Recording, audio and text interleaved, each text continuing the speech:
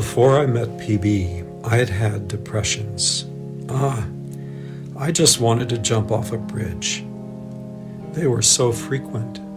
Awful, awful. Soon after I met him, I was driving home, and I knew I was heading for that horrible place, and you're bracing yourself. And I fell in. But I fell into this radiant, brilliant light and love, a love I'd never known.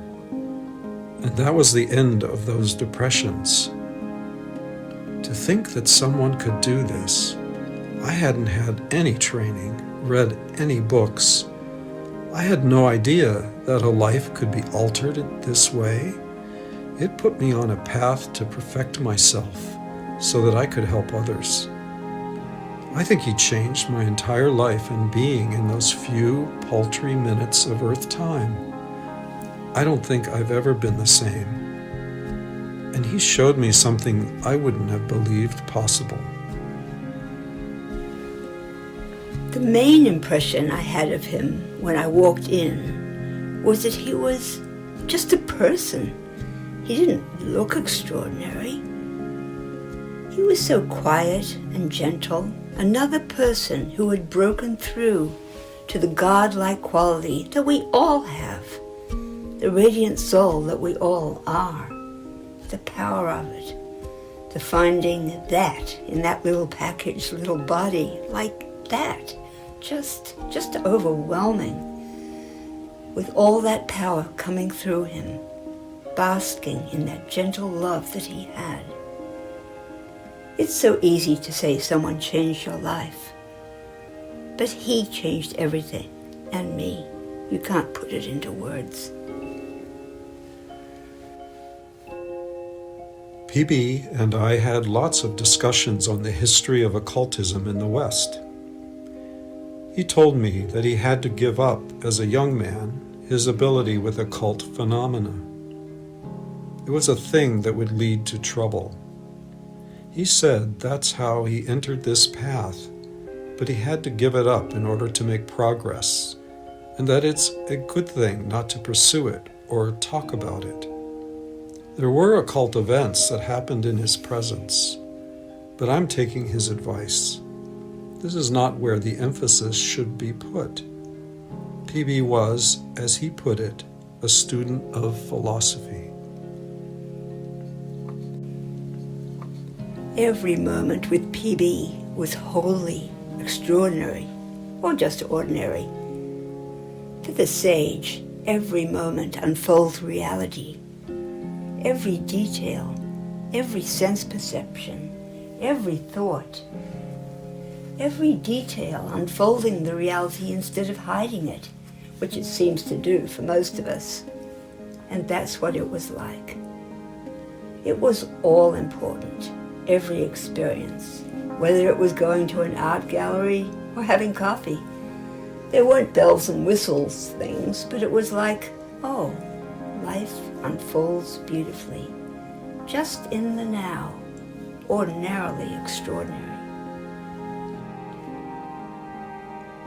One time, PB got strong with us, not angry, because someone had suggested that they could get away with not paying for something that he perceived as an unfair charge.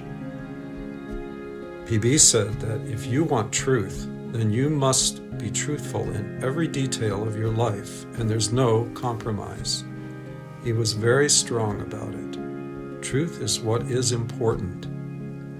I've seen the consequences of not following that tremendous teaching, and they are very strong.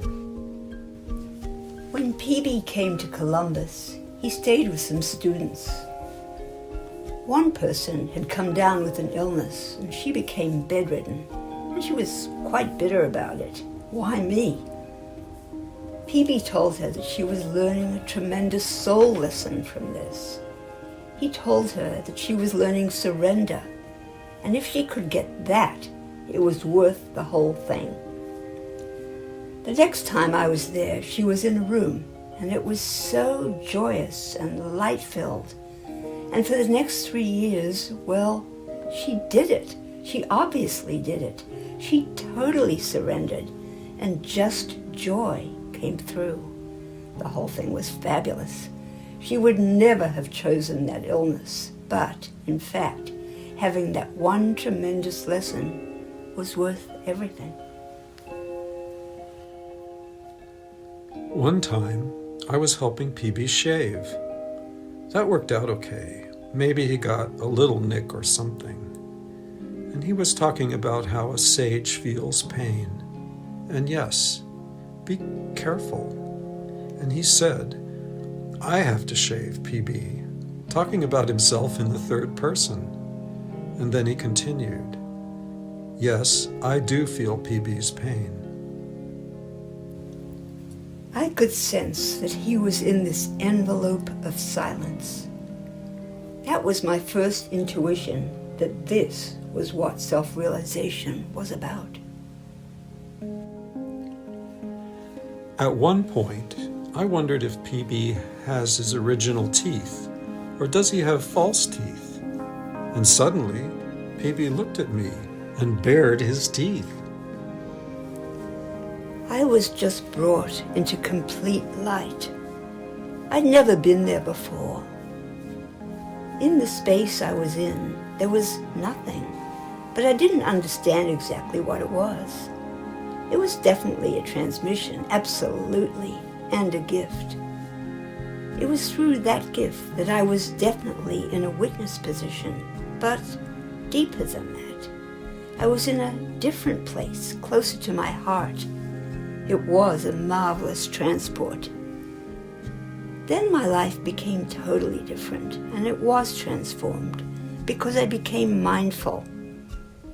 It's a different life now, a thoughtful life. Now it's easy to go into meditation. It's always immediate.